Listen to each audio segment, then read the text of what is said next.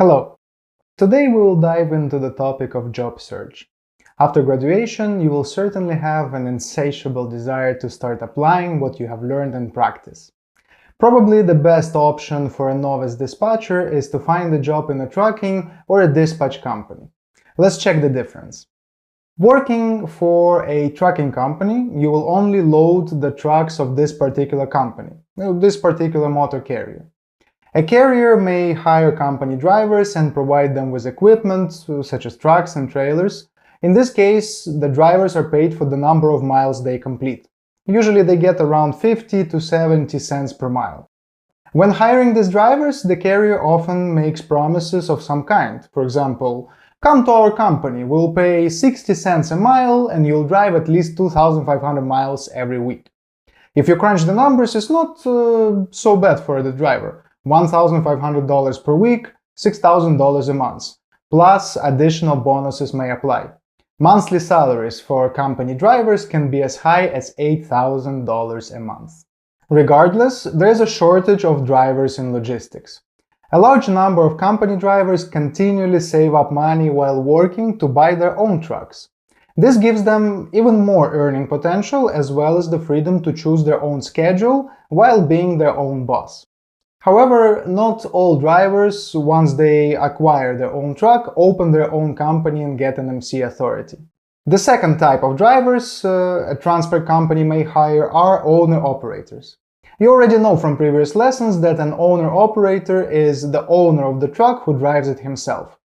This term applies not only to those who own their own business, but also to drivers who work for a company while owning their own equipment. These drivers are usually employed by the company as free agents. As a salary, they get most of the income from their operating activities, minus all expenses. The percentage of gross income that an owner-operator earns depends on the services that the company offers him. For example, an offer could be as follows. Come to our company, get 90% of the profit working with your equipment. We'll provide you with MC authority, factoring, and dispatching. In that case, the driver will get the full amount of his truck's income minus all operating expenses, insurance, fuel, tolls, and so on. And also minus the 10% from which the company will cover its own costs and earn a small profit. Some trucking companies expand by investing in trucks and trailers and hiring additional company drivers. Others expand by hiring drivers with their own equipment. This requires much less investment, but their profit potential is also much smaller. Regardless of how a trucking company develops, it will always need a strong dispatch department. Companies that work with owner-operators are more inclined to hire remote dispatchers. They operate on very low margins and always try to cut costs. The extra $1,000 or $2,000 a month that they would have to pay to a dispatcher based in the US plays a huge role for them, and they're constantly on the lookout for talent overseas. Large companies are even opening their own dispatch offices in other countries. I know for a fact that there are plenty of such offices in Eastern Europe, Asia, Middle East, and Latin America. I'm sure that if you search well, you will find such companies in your country, maybe even in your city. Working in an actual office is a fantastic experience for a dispatcher. Being in the professional environment, observing the work of your colleagues, why not?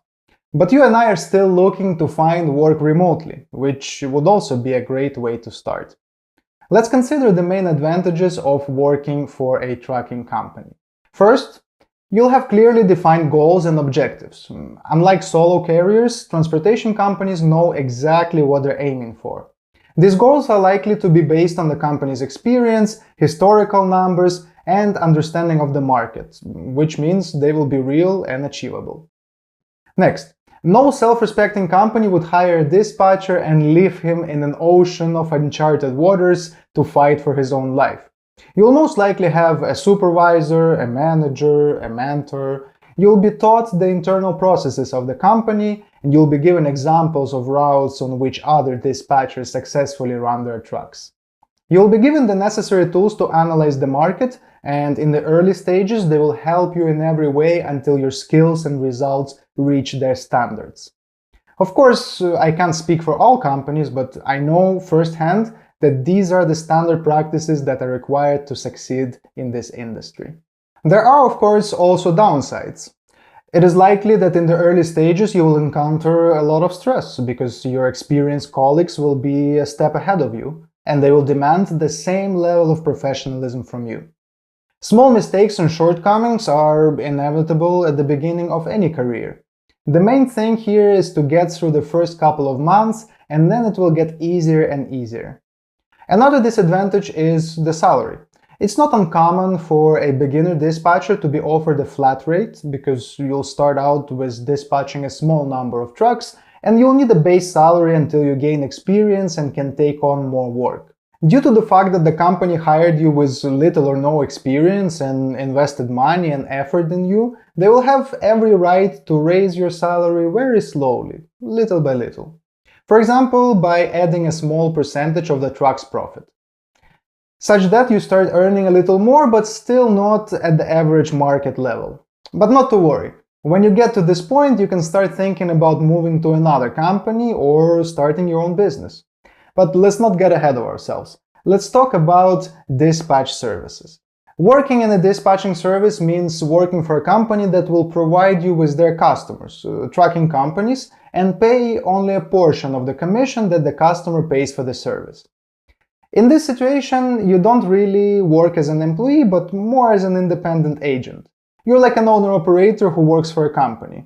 You come in with your knowledge and skills, the company gives you the clients and all the tools to work, and in return, it takes a part of the commission that you generate. Such companies are very common in Asia, Latin America, and Eastern Europe.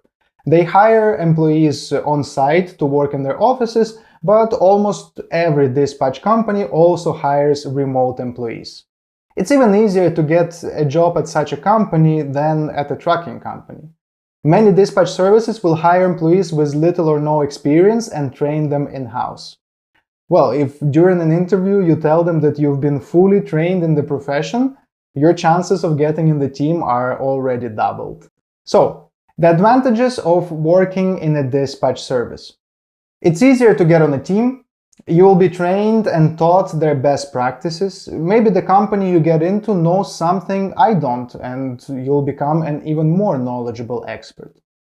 If you find a job within your country or region, your managers and colleagues will speak your language, and it will be easier for you to adapt.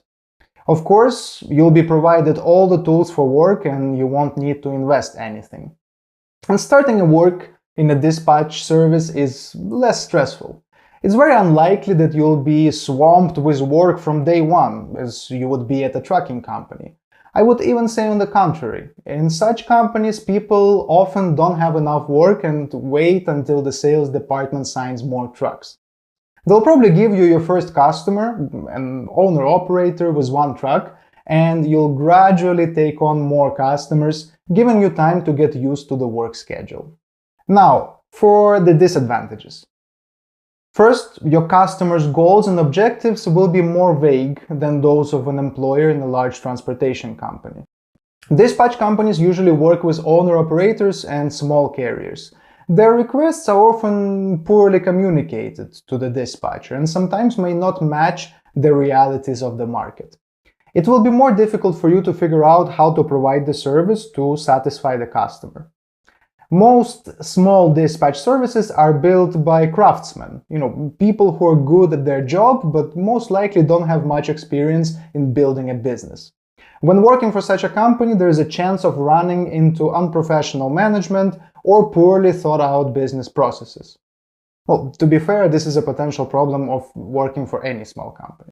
Next, you will most likely have to work with different types of equipment all at the same time. For example, if your first customer is a reefer, you get used to it and you're looking forward to a new reefer customer, you might be disappointed. Your next customer may be a 40-foot hotshot flatbed and you'll have to learn the details of working with it from scratch. On the other hand, you'll become an all-purpose dispatcher and will be able to narrow your area of expertise later in your career. In many dispatch companies, you'll only get a commission of the income you bring to the company. Not many dispatch services pay a flat rate, so your earnings will be small until you get experience and start working with at least a couple of customers. If a customer leaves you, you'll have to wait for the sales department to find you a new one. As I said, not all dispatch companies can boast a huge flow of clients. Accordingly, there's a risk of losing a significant portion of your earnings for an indefinite period of time. On the other hand, you can use your free time to find your own customers. There'll be more info on this in the next module, so don't worry, there's always a way out. Okay, we made a little comparison of the two main employment options. There are others related to dispatching, and you can also explore those upon course completion. Some potential jobs in the transportation industry for you are freight broker, safety manager, fleet manager, supply chain manager, weekend or night dispatcher, etc. The choice is yours. Honestly, if I were you, I wouldn't even focus on any one option. I would just actively look for a job and jump at the first opportunity that comes up. Your goal is to get started, start getting experience, start figuring things out, start taking actions. You can change jobs at any time, and without trying out a bad job, you won't learn to appreciate a good one. Alright, that's enough talk. Move on to the next lesson. We're going to discuss where to look for jobs, how to apply, and how to make sure you're selected out of tens or even hundreds of candidates. Now, let's move on to the particulars of finding a remote job. The first, most instinctive decision is to go to a job search site, and that's actually not a bad option. In order to find a vacancy, you need to decide what to write in the search box. The most logical query is simply to type the word dispatcher. This way you will be shown the largest number of options, but many of them will not fit your search. There will be jobs like cab dispatcher or airline dispatcher and so on. How can we narrow down this query? Here are some of the options. Truck dispatcher, freight dispatcher, remote truck dispatcher, work from home truck dispatcher, spot market freight dispatcher, interstate truck dispatcher, load finder, dispatch coordinator, or over-the-road dispatcher. Basically, we're looking for the same job, but we call it by different names. By typing in different queries, we can get different results. There are also alternative job titles, which I mentioned earlier. This course taught you the job of a full-service dispatcher, the one who searches for loads, analyzes the market, and negotiates rates. This is, so to speak, the highest rank of a dispatcher. Companies that are looking for such dispatchers are trucking companies that operate on the spot market and book spot loads through brokers, and accordingly their earnings fully depend on their dispatchers. There are also companies that work on the contract market. They have contracts directly with shippers and they don't need to search for loads, but they also need dispatchers. Working in such a company is a bit different. They need dispatchers who will coordinate the work of drivers, help them solve problems on the road, keep documents in order, keep records, and so on. Not exactly what you were trained for, but you already have the necessary skills for that position. I know dispatchers who have worked in such a position, then switched to a spot market carrier, but ended up going back. Each individual has his own preferences. Working for a contract carrier involves less stress, less rush, and less responsibility for financial results. Such dispatchers coordinate several dozen trucks at a time because they don't need to spend time negotiating with brokers. The income potential in such a position is a bit lower, the pay is mostly fixed. The dispatcher doesn't generate profit, so he doesn't get a percentage. Average compensation on the US market is $500 to $1,000 per week, depending on experience and workload. Another alternative job title is night dispatcher. Well, the name speaks for itself. Even a spot market company may need night dispatchers. You will not need to search for loads. At night it would be a useless task, but you need to answer the calls of brokers and drivers. Help solve minor issues, such as requesting payment of lumper fees, giving the broker an update on the location of the truck, or Google and find the nearest truck stop for the driver. It's like an apprentice dispatcher, not yet a full-fledged dispatcher, but already getting valuable experience, gaining contracts, earning quite decent money. Payment for this position is usually by the hour or per shift, on average $10 to $15 an hour in the US. One of the downsides is that you have to work at night. Although due to the time difference, for you it could be early morning or even day. Depends on where you're located. Some advantages of this position. First, this is the easiest job to get without experience. If you still have doubts about your abilities but really want to get to work, it will be perfect for you. Nighttime dispatchers who perform well most often get offers from the company to become a full-time dispatcher on a full salary and commission. I know many examples of this personally. For such positions, most often companies are looking for remote dispatchers. There are also such positions in brokerage companies, and this is an important point. You can look for positions as an overnight broker.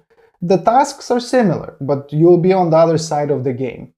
If small trucking companies might get around without night dispatchers, broker companies cannot survive without them. Some job sites have filters for remote work, so go to the advanced search settings and see if there is a filter labeled remote. This will help sort jobs and speed up the search process. However, that's not a necessary step. Many of our students apply for vacancies that don't specify that they're remote and still get hired. When you use these sites, it's important to pay attention to the saved searches feature, because often these sites will collect statistics on your searches and then send you email notifications anytime there are new similar jobs, and it's a really useful tool to not have to sit and look at sites every day for jobs. It's a more passive approach. Can be useful depending on your urgency. Also, you can find employee reviews on job search sites. Study the reviews, if there are any. Pay attention to the specific details the employees point out. This will give you some idea of whether you would even want to work for that company. I think by this point you have a logical question. What are these job search sites and which of them should I use? Let's figure it out. First of all, look for jobs on specialized American platforms. The best known are Glassdoor and Indeed, but there are many others. In the appendix to this lesson, I attached a list of some websites with job openings. The key thing is to constantly monitor them, save your vacancies, and apply to as many as you can. The second option is Google search. If you type in a phrase like truck dispatcher jobs, on the first page you'll find the same vacancy aggregators like Indeed or Glassdoor. They're usually at the top of the list. But after trying different options and scrolling through further pages, you may come across less popular results. For example, a less popular job site or directly the website of a company that's looking for employees. This method can be fruitful if you take the time to do it. A good job posting on the top site might get a couple hundred applicants, but a trucking company that posted a quick mention on their website that they're looking for dispatchers is unlikely to be that popular. That means that your chances will be much higher. This approach is also great for finding a job in a dispatching company. Simply search for dispatching services, then call or email them asking for open vacancies. Another awesome tool is LinkedIn. There are a huge number of jobs for all tastes, as well as the ability to look for decision makers and HR managers and contact them directly. In the next lesson, we'll take a closer look at this platform and how to work with it. The next option is the online ads aggregators and classified sites. A great example in the US is Craigslist. It was this website that helped me find one of my first customers as a dispatcher, but you can use it for searching for dispatcher jobs as well. There are some nuances of using it. I'll show you what to do. You might need a VPN depending on where you're located. Any free VPN should work just fine. Okay, so here I am on Craigslist.org. It actually immediately took me to my location, Chicago, but it doesn't matter where you are, because over on the right here where it says worldwide, you can click on Americas and then choose United States. You don't have to let Craigslist know your location, and then you can choose any state, any city. I suggest looking for jobs in large transportation hubs, Dallas, Atlanta, etc. So Chicago is actually a great option. So I'm going to go back to Chicago here. Now I'm interested in the jobs section. In the next module, I'll show you how to also use Craigslist for finding customers, for finding small carriers that you can dispatch. But right now we're focusing on looking for jobs. So going to the jobs section, you'll see many industries, but I'm interested in transport. And so as you can see, there are thousands of offers just in Chicago area. So if you go to a different city like Atlanta, the offers will be different. So you can go to different ones. But I'm going to specify, I will write dispatch or dispatcher. And here you go. I've already clicked on some, but you'll find many options here. Transportation company looking for experienced over-the-road dispatchers, load planner dispatcher, drive-in reefer dispatcher needed, remote dispatcher. So actually you'll find many job offers. Some of them will be remote, some of them will be in-house. If it doesn't specify that it's remote, don't worry, you can still apply and you can check. Not every employer will specify that this is a remote position, even though they're ready to hire a remote dispatcher. So here you go. These are just Chicago, more than 500 offers. If you go to a different city, once again, you'll get more offers. So this actually will give you plenty of job posts to choose from. Another effective platform for finding a job as a dispatcher is Facebook. First of all, Facebook has its own job section. You can just Google Facebook jobs. But that's not the most important thing. There are a tremendous number of groups and communities on Facebook related to the US logistics industry, trucking, and dispatching. Some communities have hundreds of thousands of followers. The audience there is very active, with discussions in the comments on hundreds of posts every day. I've saved a more detailed analysis of these groups for the next module on finding clients, but this is a very interesting place for job hunting as well. Any dispatcher should subscribe to at least a couple dozen of these communities, monitor the posts, and participate in the discussions. And for a dispatcher looking for work, it's a great place to network. I used to have more time to do it, and I actively corresponded in groups, learned new tricks, and discussed things that interested me. Every day I would meet tons of trucking company owners and network with them.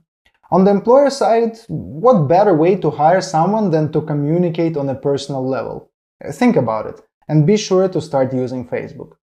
Don't forget, the people you'll be connecting with will want to visit your page. Prepare it for professional purposes. And if you want to separate your personal life and work, just create a separate page for dispatching. Post articles on professional topics, share your opinions, and ask questions. Even if you haven't yet become a seasoned professional, create an image of one, even if it's just on Facebook for now. To give you an example, one of our sales managers signs at least 2 to 3 new customers per week from Facebook just by communicating. And the people with whom he communicates are often looking for a team member, not a dispatch service. So that's a great opportunity for you. All things said, seeking employment is a great first step for a dispatcher. The main thing to remember is that finding a job is a full-fledged process, not just a passing step between you and the money you want. And you have to treat it as a process, with proper preparation, with effort and persistence. Be prepared to spend mental and time resources. And if your first attempts are not successful, don't be discouraged. This is just the beginning. Of course, without experience, finding a job is much more difficult and may take more time. It's going to be a lot easier from here on out. Be persistent and you will inevitably succeed. You know what? Writing a resume is hard. It's really hard for a lot of people. It's uncomfortable. It's an awkward writing style, and for most of us it's really confusing. How do you put something together so that you get noticed for exactly the jobs that you want the most? How many pages should there be? Do you need multiple resumes? What if you didn't graduate, or maybe took a few years off, or worked in a completely different field than the one you want to get into now? These things are insanely difficult even for the most collected people. One of my friends is a professional writer, meaning someone who makes a living from his writing abilities, and even he confessed to me that he can't figure out how the hell to make a great resume. Simply put, writing a resume is a dreaded task for almost all of us. But here's the good news. We're going to make the process a lot more understandable and quite manageable. Let's make it clear right away. Most of the resumes are pretty weak. Some of them are really bad. And if you feel your resume might be one of them, don't beat yourself up about it. Resumes are usually bad not because you don't have talent or aren't a really great person. It's bad and large because putting together a killer resume is difficult for almost everyone. Many people feel uncomfortable when it comes to writing about themselves in a way that really showcases their talents and strengths to a hiring manager or recruiter. In many cultures, bragging is considered inappropriate. We're encouraged to be humble and prove our skills with actions, not words. Let me be blunt. There is no room for modesty in putting together a terrific resume. You have to shout at the top of your voice that you are a go-getter, that you are a godsend, and that you are exactly what the employer needs. Let's consider several basic principles for putting together a terrific resume. Principle number 1. A resume is a marketing document, not your autobiography. When you sit down to write a new resume, promise me that you're not going to list everything you've done since your first job in school, where you delivered cookies or picked berries.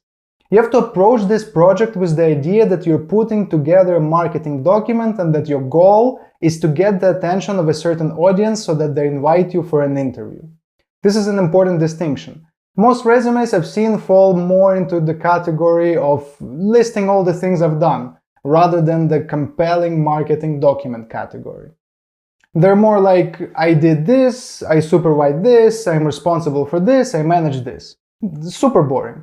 Spelling out what you do or have done in each job is certainly important, but if you can't convey to the audience why it's important, interesting, or impressive for them, then you're missing out an important opportunity to sell yourself. I don't think anyone will know that I led a team of 10 people in a corporate takeover means that you were the glue that single-handedly had a group of incredibly stressed people together and got them through in a crazy, complicated, hostile takeover. See the difference? So you need to think like a marketer throughout the entire resume process.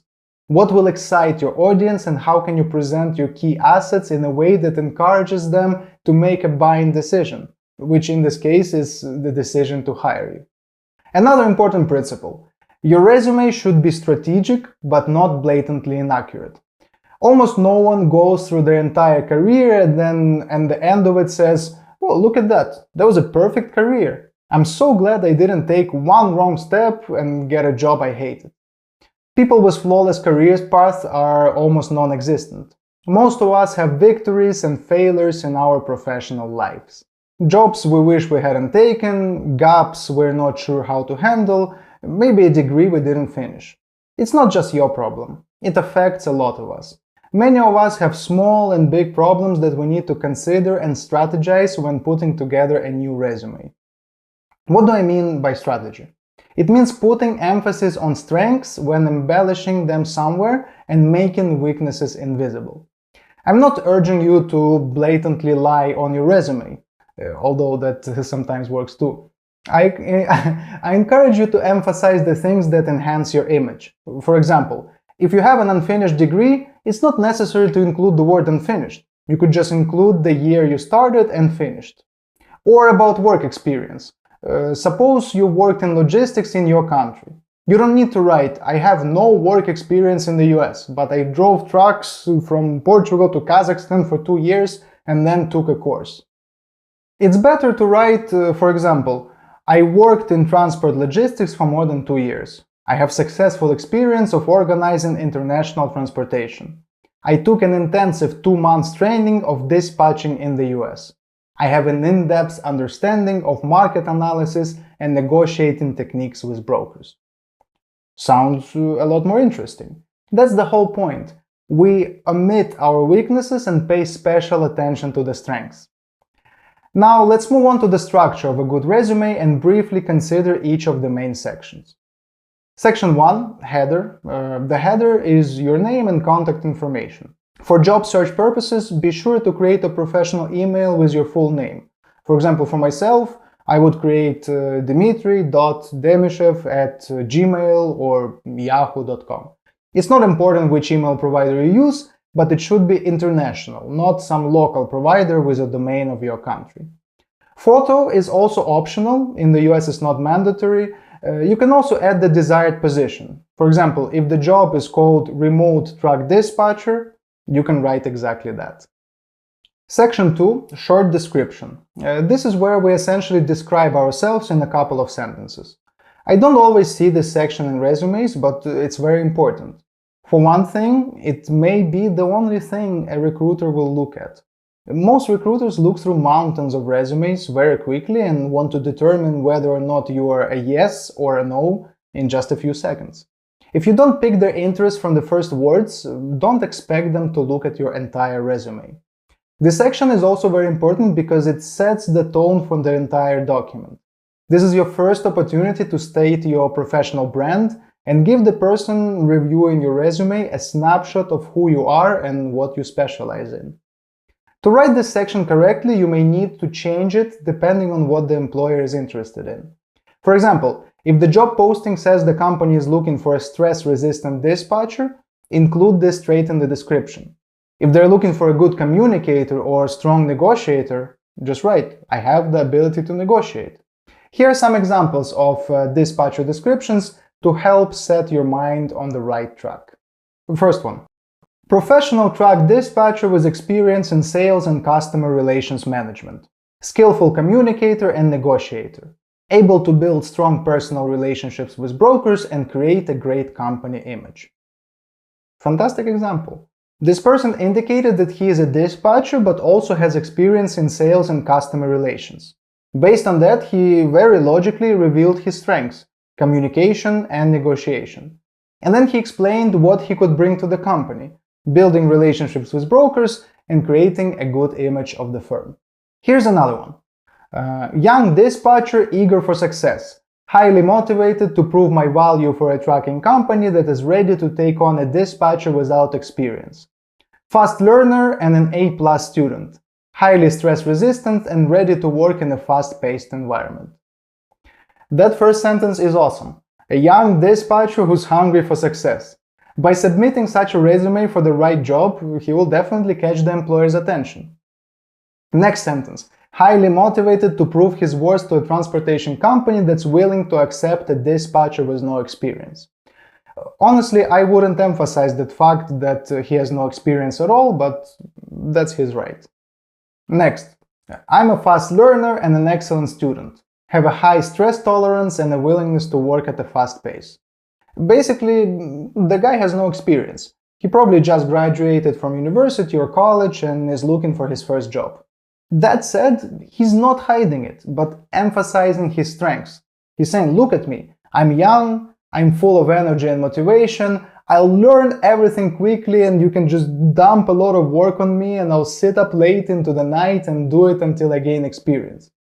Again, for the right company that already has experienced dispatchers but lacks working hands, this description will work just fine. Okay, section 3. Key skills. The main thing worth mentioning is that the skills listed should match the skills the employer is looking for. Read the job posting carefully and look for keywords. Of course, if it says that load board skills are required, be sure to mention that in this section. Think about the skills you have gained over your life, over time working in other companies and other industries.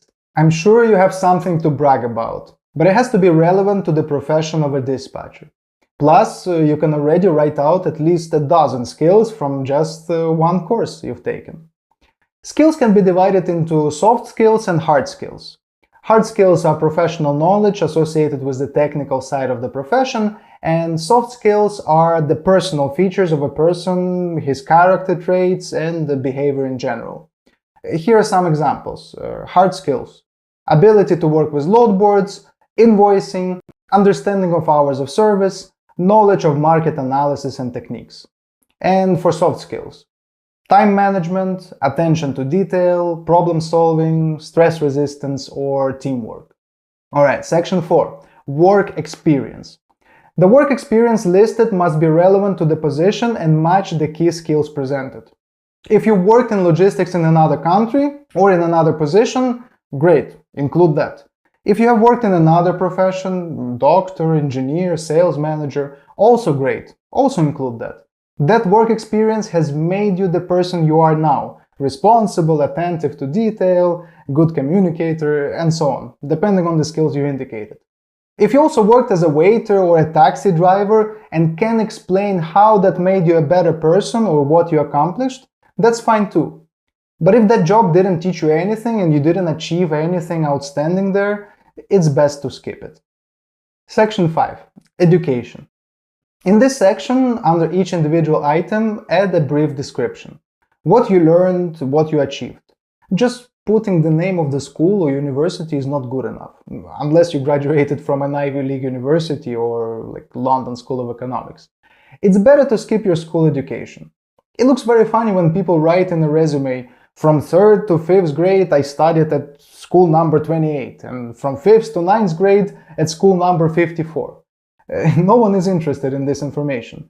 And unfortunately, nobody is interested in your higher education either, unless you show your achievements or explain why it's relevant. Just think about it. Maybe you participated in international competitions, received awards, or participated in interesting social projects. Or at least describe how this education has affected your personal qualities. A good description of a mediocre education will be much more valuable than a doctorate degree without any explanation. And of course, don't forget about alternative education. Conferences, seminars, online courses, especially those related to logistics, you know what I mean. I recently got a call from a guy who asked me, "Can I put your course on my resume?" Well, of course you can. That's going to be the most important and relevant thing on your dispatch resume. So, what are the main points we learned? A resume is not an autobiography, but a document created for the purpose of advertising, selling yourself as a potential member of the team that you're trying to get into. Every sentence, every phrase in your resume should be strategically thought out so that it highlights your strengths and hides your weaknesses. Your resume should include the key skills that the employer is looking for in a new employee and that he specified in the vacancy. All references to education and work experience should emphasize your competence and point to your past achievements. And before we finish, I want to say a few words about LinkedIn. LinkedIn is a social network for finding jobs and making business contacts. I'm not going to get into detail and do a demonstration on how to create an account, because signing up for LinkedIn is the same as signing up for Facebook or any other social network. The only difference is that on Facebook you mostly find former classmates and communicate with your friends, whereas on LinkedIn you find jobs, clients, partners, and communicate with your colleagues. Your LinkedIn page is the same as your resume. There too, you list your key skills, work experience, education, and you even make a brief description on top of the page, just like in your resume. On LinkedIn, when you apply for a job or contact a manager of a company you want to get into, they will certainly check your page. In addition to describing yourself, you can subscribe to companies you're interested in, famous people in your industry, and post and repost articles about your topics that you're interested in. In the previous lesson, I talked about how you have to make your Facebook page professional for community and networking. With LinkedIn, you have to do the same thing.